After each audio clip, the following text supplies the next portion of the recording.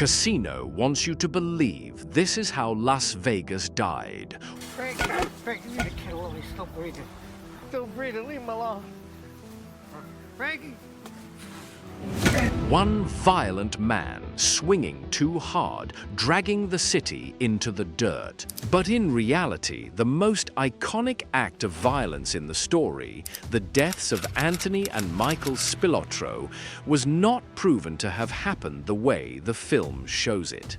Their bodies were found in June 1986 in a northwest Indiana cornfield, beaten to death, stripped to undershorts, stacked in a grave. Investigators said they likely died at or near the grave. The movie's buried alive image is not something the public record can confirm. And that's the first crack in the film's thesis. Because if the movie exaggerates the ending to make violence feel like the cause, then you have to re-watch everything that comes before it with different eyes.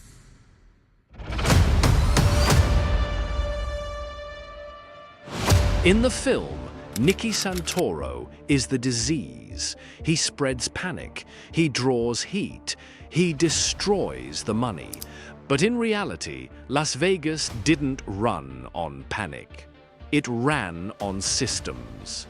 The film frames the skim like a crime of personality, brutal men taking what they want, suitcases of cash, a city rotting from the inside out. But in reality, federal court records describe a conspiracy built around control and concealment. Hidden interests in casinos, influence over management, and illicit proceeds moving out of Las Vegas while the public saw only glitter and full parking lots. Not chaos, logistics.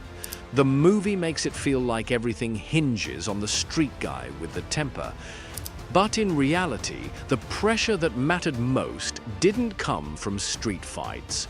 It came from exposure, licensing scrutiny, regulatory decisions, and federal investigations that built slowly over years. That's why Nevada's role is so deadly, and why the film treats it like background. Nevada gaming regulators weren't just referees. They controlled access. They decided who was suitable to work in gaming, who could be licensed, and who could be formally barred from casinos altogether. In the film, Nicky moves through casinos like he owns the oxygen. But in reality, Anthony Spilotro was placed on Nevada's formal exclusion list, the Black Book, by order of the Nevada Gaming Commission on December 7, 1978. That's a documented act of regulation, a public line drawn by the state. You don't belong in licensed gaming establishments. So the movie's version, Nicky tolerated until he becomes too wild, doesn't match the paperwork. On paper, Nevada wanted him out early, and the film's ace, Frank Rosenthal, is portrayed as a brilliant operator whose main threat is Nicky's violence. But in reality, Rosenthal's licensing problems were their own kind of emergency. Regulatory attention wasn't cosmetic, it threatened the operation itself. Federal records describe conspirators worrying that Rosenthal's very public licensing issues could jeopardize their hidden interests and discussing replacing him. That's not a moral problem. That's a business problem. The movie sells you a simple idea. Violence brought heat. Heat ended the era. But in reality, heat was already there, gathering in places the camera doesn't glamorize. Wiretaps, surveillance, indictments, and courtrooms. The film's most seductive trick is that it makes violence feel like the engine. But in reality, violence reads more like a tool. Tolerated when it served revenue, inconvenient when it pulled attention toward the pipeline. And that pipeline had rules. Not the rules you'd want, the rules that keep money moving. If you want the real spine of the story, look at permissions. Look at who was allowed to operate on paper. Look at who was allowed to stand near the cash without triggering a regulatory shutdown. The film treats Vegas like it's governed by mob hierarchy alone. But in reality, the casino industry was governed by licensing and suitability, and that made it fragile in a different way. One name in the wrong place could be fatal. This is where Nicky Santoro's real-life counterpart becomes harder to reduce to a villain. Anthony Spilotro is widely described by credible institutions and historical reporting as an enforcer tied to Chicago outfit interests in Las Vegas, assigned to protect those interests. That doesn't give us permission to invent his private thoughts or motives. It does clarify why someone like him could be tolerated for years. Enforcement isn't an accident inside a system like this. It's a service. And services survive as long as they don't threaten the business they're protecting. In the film, Nicky's violence looks like a personal spiral that takes the city down with him. But in reality, the bigger story is that the system kept functioning while violence existed, because violence wasn't the existential threat. Exposure was. And by the mid-1980s, exposure wasn't theoretical anymore. There were major prosecutions tied to Las Vegas skimming. Key convictions were already landing in early 1986, months before the Spilotro murders. That timeline matters because it changes the question.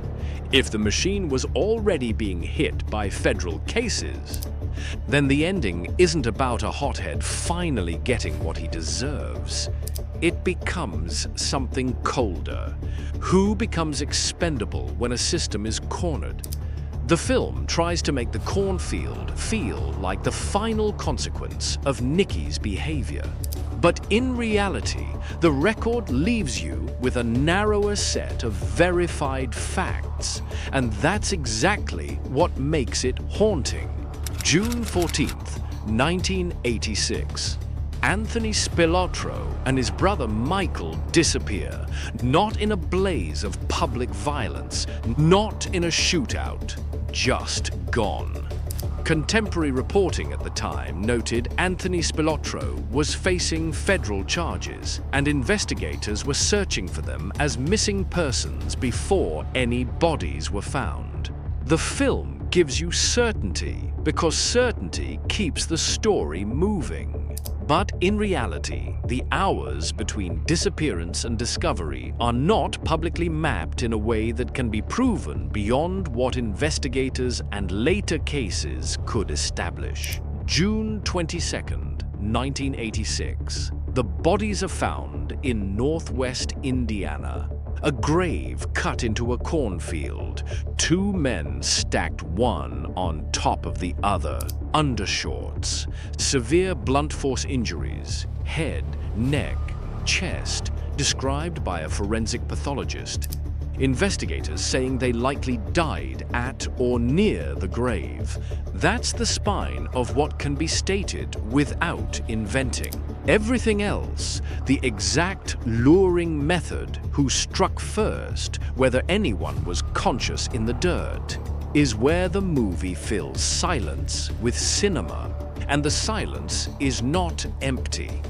Silence is what systems create when they understand evidence.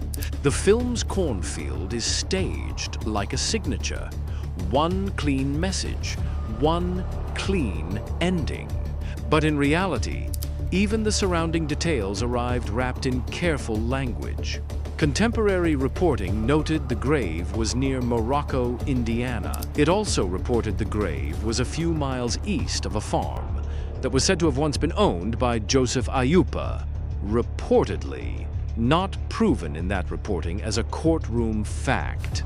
That's what real life looks like around organized crime investigations.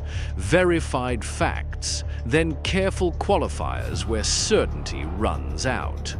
Now comes the part the film avoids because it breaks the emotional payoff.